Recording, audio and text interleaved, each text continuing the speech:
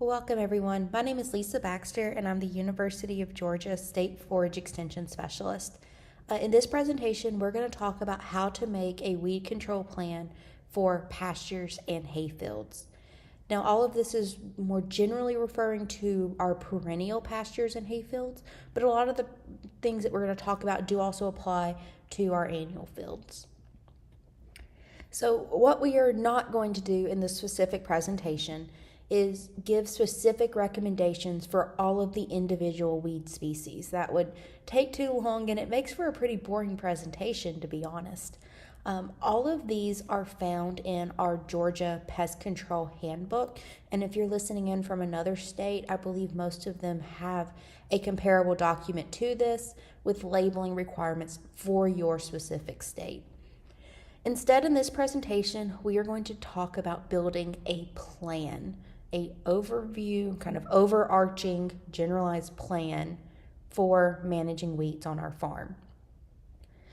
So I really like this term, integrated weed management. We've heard about integrated pest management for a long time, and this is just building on that. Integrated weed management refers to the strategies for weed suppression that combine information related to biology and ecology of the weed with all available control technologies. Now, normally when you're listening to a presentation like this, they say, think about the tools in a toolbox. And they usually show this nice shiny toolbox with complete sets of sockets and your half-inch wrench isn't gone yet. All of those, it looks like we have a lot of tools available. But within forage production, our toolbox looks a little more like that one there on the right. We have to make the best out of the options that we do have, recognizing that we have very few options. And so our options can be very limited, and so we have to be strategic. And we're going to talk through each of these four in greater detail. They're introduced here on this slide. We're going to start with physical and biological control, add more detail to cultural control, and then the bulk of the presentation will be spent on chemical control. So with our physical control options, this refers to things like mowing, harvesting, or even grazing. We tend to discount these options, but they really do work best for us during periods of seasonal transitions when we have both warm and cool season weeds showing up. If our plants are stressed in any way, they can be more vulnerable to herbicide injury, and so we want to be more aware of using those products when our plants are coming out of drought stress or cold stress. Sometimes Mother Nature's not cooperative and we just can't get sprayed, and so that's where mowing really comes in. Or if we have really mature weeds, like the image that you see here on the left. I stole this quote from Twitter several years ago. I wish I could find the original tweet that showed this particular example next to a 6-foot tall pigweed plant. But it said, for everything there is a season, and the season to control that weed was 6 weeks ago. And so sometimes a shovel or a bush hog is our best option. We tend to jump to herbicides, but we do have other options out there. Talking briefly about biology or biological weed control, we're using that weed's biology to our advantage.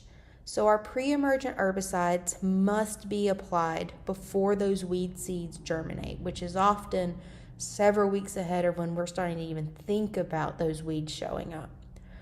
Ideally, post-emergent control is going to be when the weeds it's young and actively growing, and so we'll talk about those in a little more detail later. And then some weeds that we would call like rhizomatous weeds, like Johnson grass or Vasey grass, are going to be more susceptible to herbicides when they're starting to shut down in the fall. And so that's going to be kind of late August, early September for a lot of us in the deep south here. And so it's not saying that we can't get some control earlier in the year, but we're just going to get much better control when Mother Nature is working with us.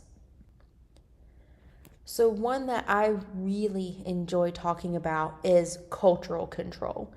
Our ground cover is the best defense that we have against problematic weeds. There's several different things here. Just to hit one of the big ones is cutting or grazing on time, making sure that we're controlling pests and scouting for any issues. We leave good residual to promote good forage regrowth, and then making sure our soil pH is good with the lime applications and fertilizing, especially with potassium in the case of something like Bermuda grass that you see in the picture there. Anything we can do to make the good grass grow better is going to help us win the battle against weeds on our farm. So while we may need the herbicides to get started, it is very rare that I give an herbicide application or a recommendation and do not discuss cultural control options. Otherwise, we're going to have the same problem, or maybe even a worse problem in future seasons and future years if we do not fill in that ground with our good grass that we're trying to keep growing.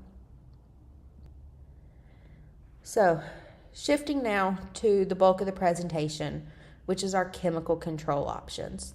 They can include, some different types of applications, but it's much more complicated than just providing a chemical name and a rate. And by far, the most popular question I get in a given day is usually a text message with a blurry picture of a weed, and it says, "Hey, what's this? How do I kill it?" Period.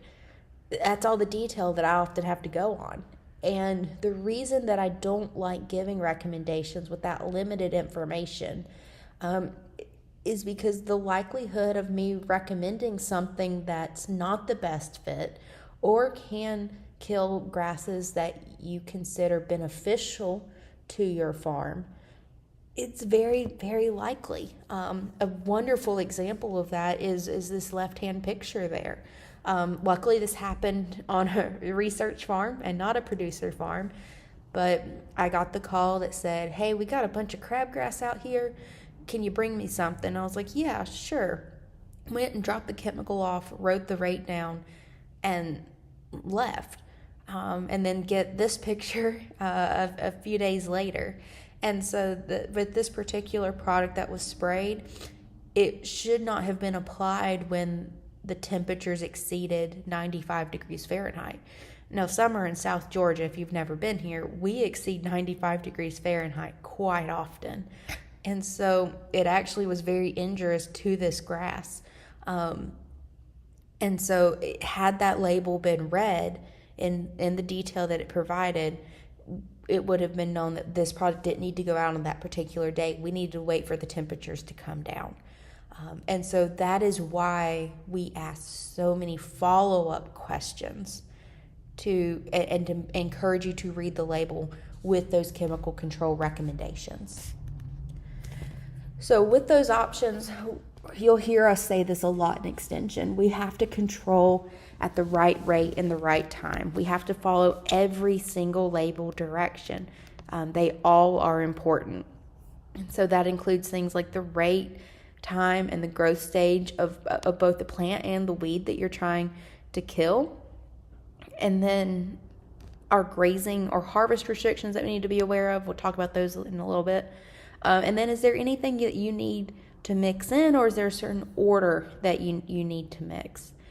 We should also be cautious about applying herbicides when our good or desirable plants are stressed, because an herbicide that is normally safe can have negative effects at that time if we're not careful.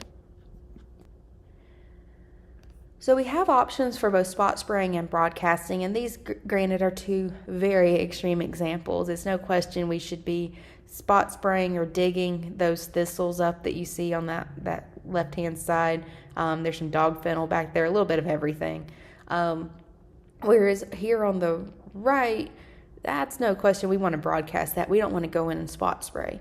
But sometimes it's not as clear cut. There are a lot more options that we have available to us if we do spot spray, especially when we're talking about killing weeds out of something like tall fescue or bahia grass, where we just do not have a lot of selective weed control options, we may recommend spot spraying just with glyphosate or something else that can be injurious or kill out what we consider our good perennial grass in that case. So this is a question that will come up quite often, and it's usually more relative to increasing product availability rather than, saying, could I spray, do I need to spot spray this, or can I broadcast, and vice versa.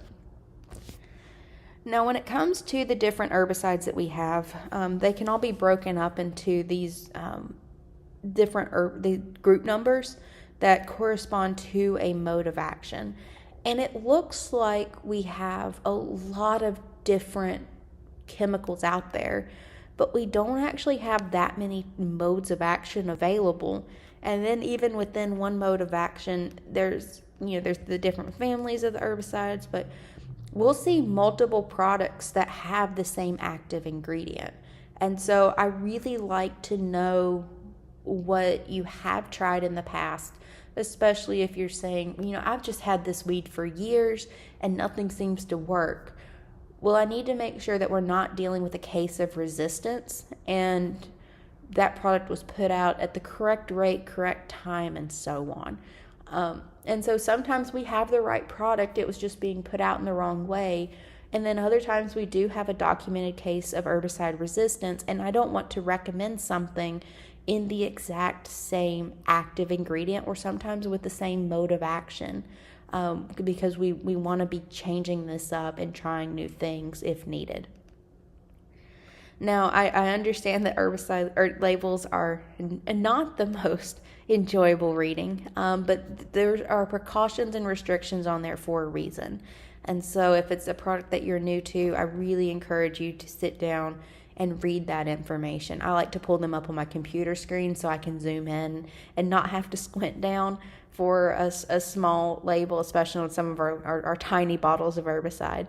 But this is a really important sections for avoiding our injury to non-target plants. So what are we trying not to kill out there, or what do we want to avoid injuring around us? What replant intervals do we have, and what is required? How do we need to clean out our sprayer, and more things. So there's a lot of very important details that I encourage you to review before putting out that herbicide, especially if it's the first time you've been working with that product. Something that I get a lot of questions about is the tank mixing or maybe even impregnated fertilizer. And so I encourage you to read all the pesticide labels very carefully for the mixing order. I get a fair number of calls on this, and I'm really glad that people think that I am smart enough to remember them. I'm sorry, I do not. I'm happy to help our extension agents work through this if they're not, this is their first time kind of reading those pesticide labels and understanding that tank mixing and so on, but we've got to check the label for that. We also want to consider the time of year and the stage of growth before we start mixing those products. So I get the question a lot of, can I put this herbicide out with my fertilizer? Or could I put the herbicide and the insecticide out together? And a lot of times we have to ask, does our grass need those two products at the same time? And so a lot of times we tend to put fertilizer out too early just to put out that herbicide or vice versa. And so we want to make sure that we're putting out the products when our good forages need both of those materials or whatever we're putting in the tank. If we're still not sure after reading that label if two things can mix, then I recommend mixing them in a clear cup or jar to see the reaction. You can see a lot of different examples of this on YouTube and university web pages where they can show some of the antagonistic effects of the products when we put them in the wrong order. It's one of those things that takes a few minutes of effort, but it's so much cheaper to just throw that out, and your time is worth, that 5 minutes is not worth a lot. in the grand scheme of things versus having to replace a sprayer or even your grass if there is some sort of antagonistic effect between those products being mixed improperly. So with our crop-specific information, again, this is all going to be on that label. We want to make sure that we're using the specific use rate, application timing, time of year, rotation, all of those things are going to be critically important in that weed control plan. It's going to vary by crop or weed species, and so we want to make sure that we're properly identifying everything out there and not just guessing for what weeds or what good grasses we may have. A really important thing to note is we cannot exceed the labeled rate or number of applications per year. And so we want to be sure that we keep really good records for what has been applied to the field.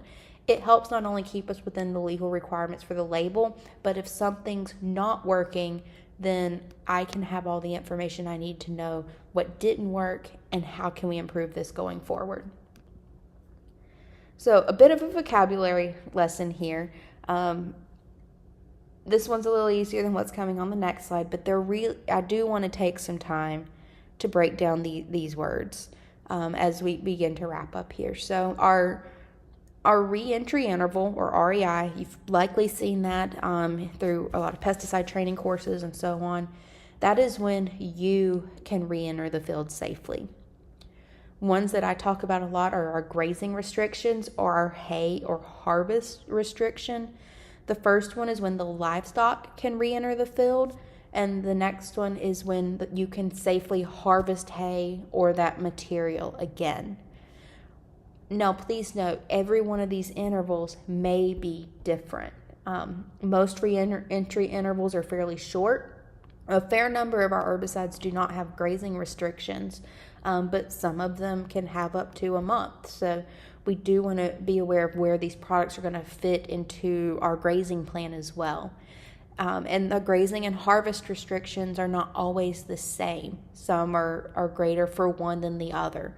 So again, we need to make sure that we're matching the product that not only is the best for the weeds that we're trying to control in our grazing system, but also how does this fit in our grazing system, in our hay system, with our respect to our harvest or our grazing events. So the intervals that can be a little more challenging to understand, I know they were for me, is our different terms that we use for residual. Now, residual activity is usually what we're talking about, and it's how long is a product effective on the target weed species. So we're going to use pigweed for this example. How long after we spray that pigweed plant do we, one, control that pigweed, but two, prevent new pigweed from coming up behind it? So that's normally what we're talking about when we say residual. However, there are other residual terms on the label with respect to our plant back that we'll get to next that we need to be aware of, especially with new products coming to the market that have very long, what we would call soil residual. Now, this is the length of time that the herbicide remains active in the soil. It may not be at a level that can control what we would call a target weed. In this case, we're using pigweed as our example, but it can still cause damage to off-target plants. So we sprayed our product, we killed our pigweed based on this residual activity, and for a few months after, for this particular example, let's say, we didn't see new broadleaf weeds start to show up. However, over time, we're starting to see our target weeds that, our pigweed and other broadleaf weeds start to show back up.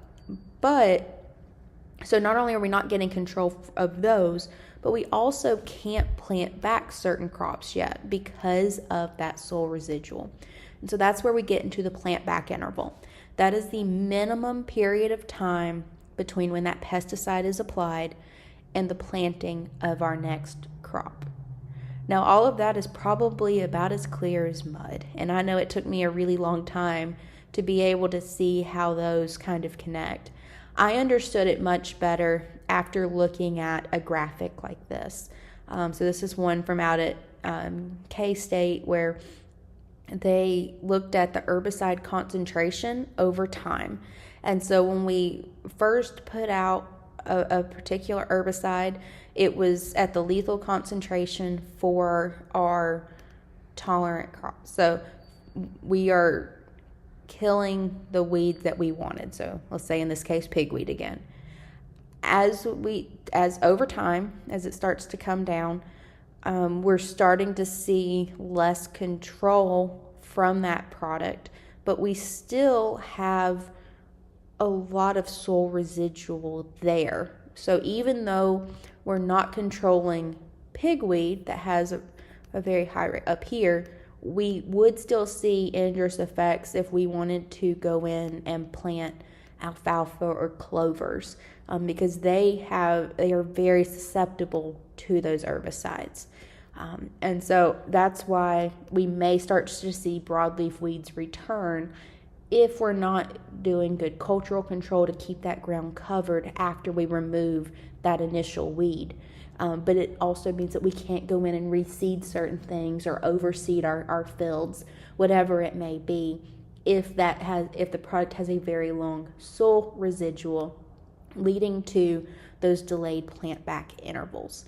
So again, all of that information is going to be on the label, and can be a little hard to find. That's why I like to look at them on my computer instead of on the actual label on the bottle.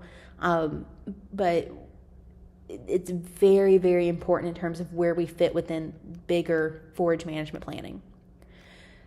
The reason we talk about this so much in forages is that when we start to see concerns for planting back in the fall, so if we wanted to go in and plant fescue later or ryegrass or other winter annuals, even some broadleaf products have a delay before when you can go in and plant back a grass.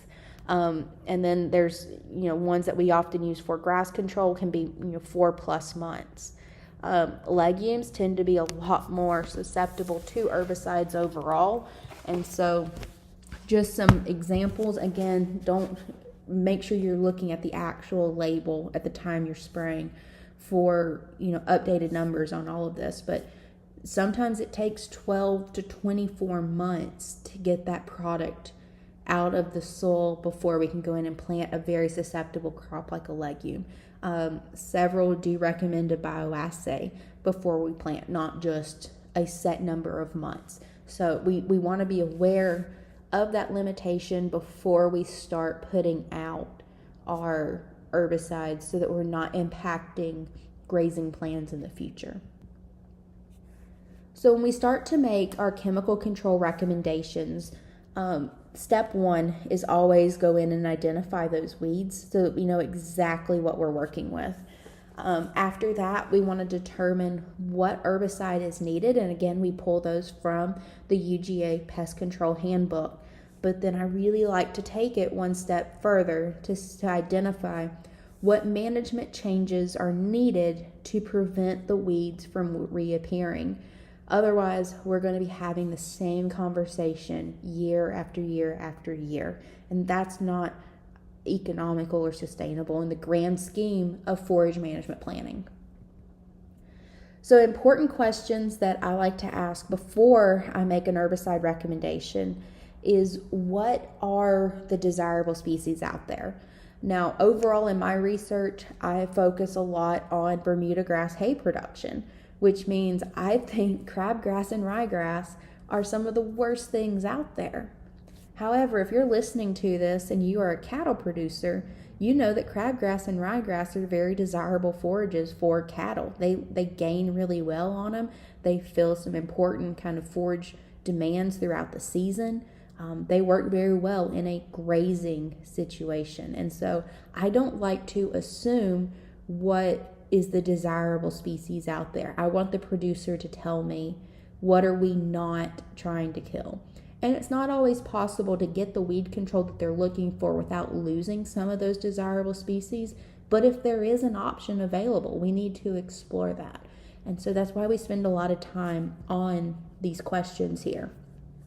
Again, related to the identification is what weeds are we dealing with? It's usually more than one, and so if there's 10 different weeds out there, I want to know what's the 2 or 3 that you are most concerned about, and can we identify a product that's going to cover more than one weed, or do we need both a grass and a broadleaf post-emergent herbicide?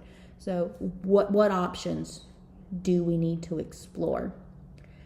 Again, to reiterate this fact, I like to know what's been done before. So, one, I could make sure that we have the right product, but more importantly, that we do not have a documented case of herbicide resistance, because we do know that those are increasing, especially for certain modes of action in certain weed species. And so I don't want to just keep recommending something that's not going to work. And so that's why that record keeping is so critical. And then finally, we just touched on this briefly, but what do you plan to plant this winter? We can't go in and recommend herbicides with very long soil residual if you're planning to overseed in a couple months, or you had planned on replanting your fescue or whatever it may be.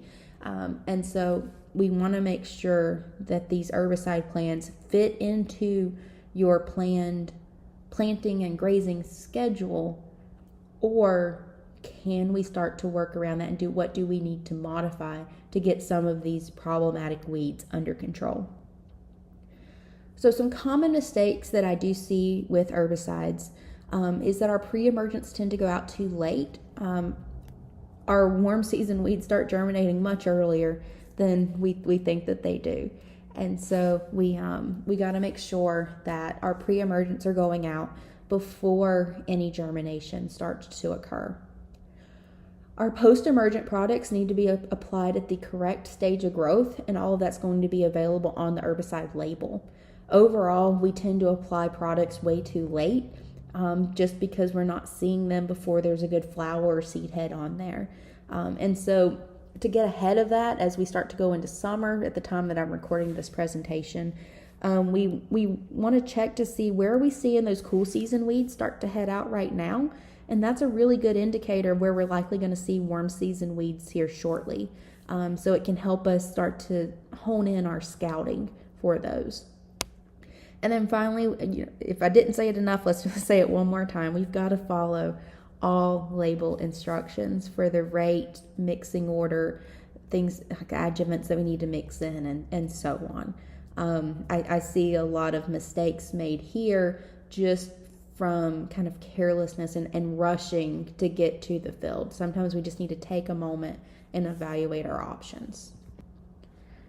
So if I could distill down weed control into one slide here, this is kind of our snapshot weed control management for the state of Georgia and honestly a lot of the Southeast. Our annual broadleaf weeds need to be controlled when they are 2 to 4 inches tall. The challenge is our recommended stubble or grazing height for a lot of forages is about 3 to 4 inches tall, which means these can really blend in. That's why scouting ahead to see what weeds are there kind of now during the off season can help us identify what's going to be there in the future. So if we've missed the timing for whatever weed you're looking at now, there's very likely going to be one that comes up just in the opposite season. And so we can get ahead of those if we know what we're dealing with now. And that can really help you kind of zone in on where you need to go scout for these, so we're not just having to dig around and look for weeds all the time. Overall, our annual grasses are much more easily controlled with our pre-emergent products compared to a post-emergent product. And so these would include things like crabgrass and ryegrass, things that they do have some post-emergent options available, but a lot of them just have a low efficacy, or the products are going to be very injurious to our desirable grasses. And so we do want, if we are trying to control those, we really need to discuss a pre-emergent plan. And generally speaking, we're looking at this more with respect to hay production, especially Bermuda grass hay production than the other systems. So we do have some pre-emergent options available, but we do need to discuss those if we're talking about overseeding or anything, how does this going to fit into a bigger plan? And finally, our rhizomatous weeds, things like Johnson grass, Fazy grass, and even things like horse nettle, are much better controlled in what we would call the early fall. So generally that's kind of late August, early September, depending on the year.